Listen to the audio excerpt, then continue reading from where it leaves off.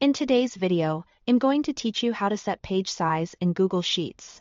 Getting the right page setup is the difference between clean, professional printouts and cut-off columns or wasted paper. I'll walk you through choosing a paper size, orientation, scale, and margins, so your sheet prints exactly the way you expect.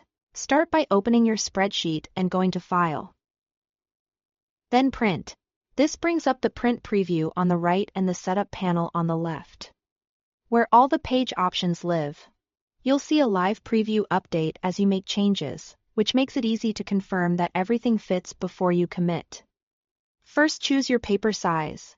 Open the paper size menu and pick the option that matches what you'll actually load in the printer. Common choices are A4 for most international documents, letter for the United States, and legal when you need extra vertical space.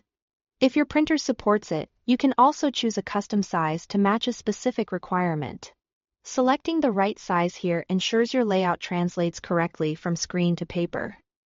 Next, set the orientation. Portrait is taller than it is wide and works well for lists and forms, while landscape is wider than it is tall and is ideal for spreadsheets with many columns. Switch between them and watch the preview to see which one keeps your most important columns visible without shrinking text too much. A quick check here can save you from awkward page breaks later. To make sure nothing gets cut off, adjust the scale. Choose Fit to Width if you want all columns to fit across each printed page while allowing the sheet to flow onto multiple pages vertically.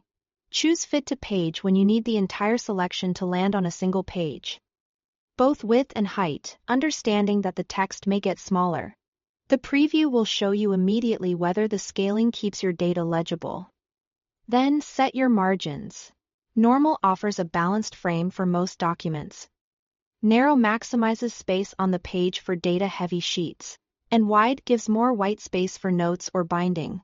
Again, keep an eye on the preview to confirm that your content breathes and that everything looks centered and tidy.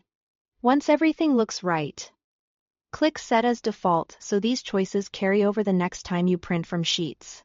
This saves time and helps keep your documents consistent. Finally, click OK to confirm your setup and move forward with printing when you are ready. That's all there is to it. Choose the paper size, orientation, scale, and margins that fit your needs. Set it as your default and you'll avoid surprises at the printer every time. Thanks for watching.